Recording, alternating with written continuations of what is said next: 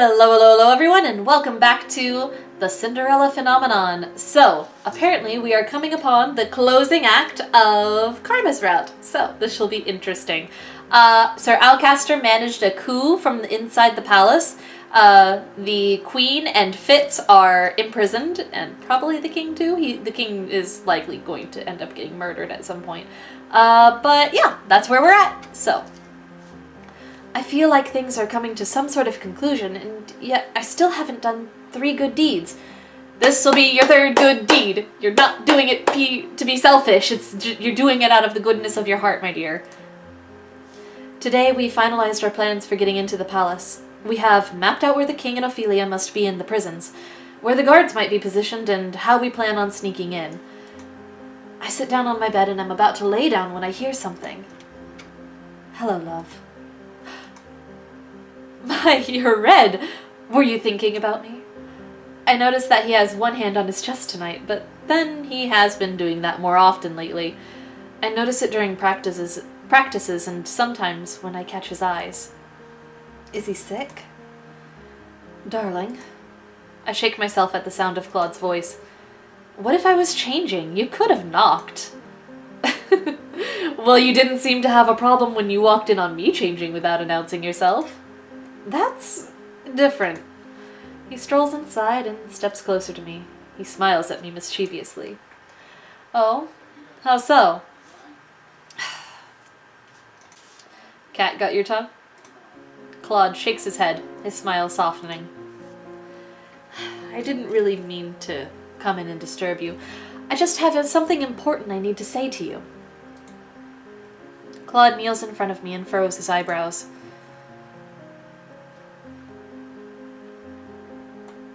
I want to insist you reconsider going to the palace with us. As Parfait and Delora have said many times, it will be dangerous. Nothing you say is going to change my mind. I want to do what I can to help everyone. Yes, and that terrifies me. Terrifies you? If your stubbornness leads you to putting your neck out there for someone, I would never forgive myself for your injuries. If you want to help me, stay here where you'll be safe. I'm not some damsel that needs to be protected. Lucette, all I want is for you to stay safe so that when we save your father, you can face him with a smile. I won't be able to face my father unless I am one of the people to save him. Stubborn as always. I sigh, irritation welling up in my stomach at the look on Klaude's face. He's calling me stubborn, but he's being stubborn about this. You've said I've improved with my sword fighting. You have. You've improved so much because of your resilience and drive, and because you're genuinely interested. It's because I have a good teacher. Oh, your compliment is gentle music to my ears. Your compliments mean a lot to me, Lucette. My eyes fixate on his soft smile and at the gentle crinkles at his eyes. Our eyes lock, and for a few moments I'm aware of a slight energy between us. I glance away hurriedly, not entirely sure of what would happen if I kept staring at him. My heart beats unsteadily in my chest. Earlier today, I comforted your sister when she started crying about the things that had happened in the palace. Emmeline? Why would he comfort her? I saw her crying downstairs in the reception room earlier today without anyone there. She is a rather sweet girl. I keep thinking that the two of you are completely different. You're both strong-willed and stubborn, but she wears her emotions on her sleeve while you keep it all inside of you. I'm not hiding anything, if that's what you're implying. Mother always told me crying was weak. Klaude stands up and leans forward. Before I know it, I'm in his arms. Oh. Lucette, I am always here for you. I feel flustered again, and my mind feels foggy. I can barely comprehend what's in my mind. Or in my heart. Thank you. You never need to thank me, Lucette. But you've done so much for me. It's not just the sword fighting, it's your patience, your company, your saving me when I needed help. That's not true. I'm pretty sure I'm the most selfish person in this tavern. All I ever want is things for myself. I've never thought you were selfish, Klaude. He puts a hand to my cheek and looks at me solemnly. You don't think me wanting you is... Oh! Suddenly he steps back, his hand on his chest again, his breathing heavy. I stare at Klaude with wide eyes. Klaude, are you okay? I'm fine. He sighs out slowly, but he sounds obviously pained. I'll go get Anise. No. I'm fine. I'm fine. I swear it. It's just a spell of dizziness. But you... He manages a small, tight-lipped smile before he straightens and shakes his head. His hands are visibly shaking. I must be tired. But Klaude... Do not tell anyone about this, okay? I don't want them to worry. Why is he always so stubborn? He is obviously in pain. I clench my hands into fists as I frown at him. Why must you always be so secretive? You're keeping something from me, Klaude. I'm sorry, Lucette. Klaude abruptly leaves the room, leaving me with my fragmented thoughts. Chapter 9. The Rescue. Dun, dun, dun, dun, dun, dun, dun, dun, dun.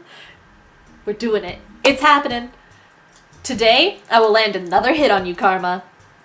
If you can, darling, I welcome the challenge. Princess, your side is open. I bring my sword up closer to my side as Garland strikes me. Tonight is the first night I get to use a real sword as opposed to a practice sword. The sounds of metal clashing echoes into the night. Is this what a real battle feels like? We've been practicing under skirmish conditions for the last few days. Since tomorrow is the day we enact our plan, we are doing some last-minute practice.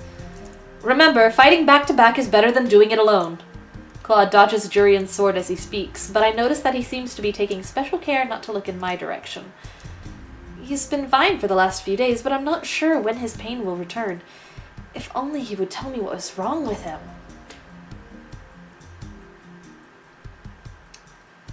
Probably something to do with the curse. I still haven't figured out what Beauty and the Beast? Probably. So... Are the petals falling off the rose on his chest or something? We'll see. When Klaude finally calls the end of practice, we are all exhausted. Good job, everyone! You'll all be fine tomorrow. Garland turns to face me, a soft expression on his face. And if it comes down to it, Jurian and I will protect you. Garland looks over his shoulder at Klaude. Both of you. That's our job as knights. I'm quite capable of protecting myself, but I do appreciate the offer. It's late. We should all get some rest. The two knights excuse themselves, leaving me with Klaude. Lucette, you should go to bed. Princess? I have a feeling I won't sleep much tonight anyway. Be that as it may, you should still try. I'm about to retire for the night as well. I want to talk to you. About what? Klaude takes a step back and I stare at his hand as his hand absently moves to his chest. Are you really okay, Klaude? I've been perfectly fine this past week. He's lying. He is obviously in pain. Why do you have to keep your pain a secret? Why won't you talk to me? I've told you before that some things are better kept a secret, Princess. Klaude sighs out and then leans forward to set a hand on my head. Lucette, promise you'll stay behind me if we're attacked. And if at any point it looks like we may not make it, you're to run as fast as you can back to the Marchen. But that is cowardly. Lucette, don't you remember what I said before? Sometimes running is the right thing to do. Never run into an impossible situation. Instead, live to fight another day. Promise me you'll stay behind me. Please, Lucette. Give me the peace of mind. Alright, I'll promise. Fine. If it will make him feel better before going on to this mission, I cannot deny his request. Klaude's expression softens as he moves away from me. I'll stay behind you. Thank you, Princess. Let's attempt sleep in preparation for tomorrow. When this is all over, I'll pry Klaude's secrets out of him. Alright. It's coming down to the wire. Tonight is the night and everyone is just about ready to go. I can't get this feeling of foreboding off of my chest. Everyone is gathered close to the door, ready to see us off. Everyone except... Princess! Rumpel suddenly appears, and he's coming up to stand right next to him. What are you two doing here? Well, of course we came to wish you good luck, just like everyone else here. We'll be waiting for you tonight so that we can celebrate everyone's return. Be careful. Emmeline, who has been everywhere with her brother since they came here, standing right beside him now with a smile. I will pray for your safe return. Her smile wavers, and I can tell she is uncertain. She has the great knights of Caldera, 2 witches, and a prince. She'll be fine. Rod's responses are curt as usual, but I cannot help but notice the hesitance in his voice. Even though he stares at me without expression, I think I can see a tinge of worry in his eyes. Rest assured that we will keep the princess safe. We're not going to let Alcaster get away with what he did to Angielle and its royal family. Parfait steps forward last. She and Delora glance at each other, and I feel as if some secret message bounces between the two of them. Message! Delora nods ever so slightly before Parfait turns to the rest of us. Her eyes eventually fall on me. You've changed since you've been here, Princess. But your dedication and resolve never wavers. It has always been there, just beneath the surface. Stubbornness or resolve? It is as if Parfait is able to read my thoughts. She smiles as she sets a hand on my shoulder. Your dedication is very much like King Gennaro's. You are proud and honorable, and always take steps in the right direction. That is why I know you'll be back tonight. Just as Rumpel said, we'll all be waiting for you, all of you. Stay safe tonight. I nod my head as everyone gathered around begins to repeat their hearty goodbyes. It is Delora who walks away first. We all follow behind. The night has just begun. Our way to the palace gates is uneventful, but we pause some distance away from them to take shelter in a nearby alley.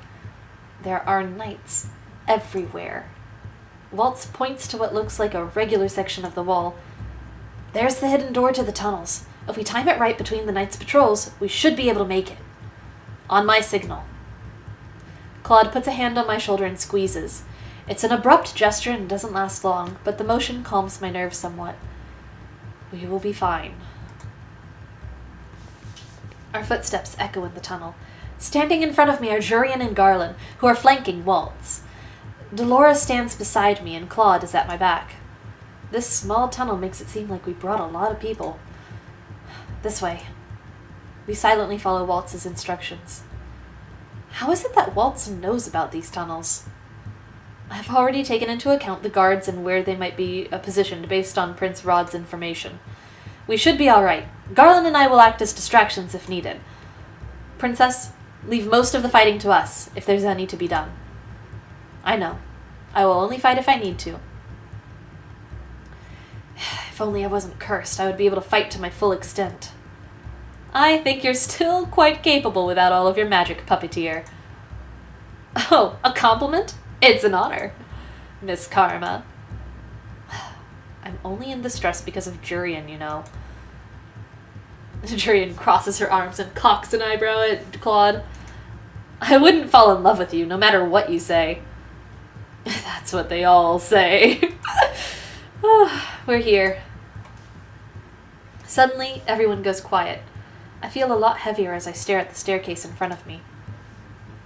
This should lead to the throne room. I didn't know we had a secret passage into the throne room. How much does Waltz know about the palace? Who is he? Why is he? What? Is he my mother? Is he Delora's father? Oh, secrets. Is he Delora's son? They do have the same hair and eyes. Anyways, moving on. Immediately after we step into the throne room, we split apart to avoid the guards' gazes. I stick close to Klaude as Waltz as Delora conjures a blanket of shimmering fog that envelops the guards.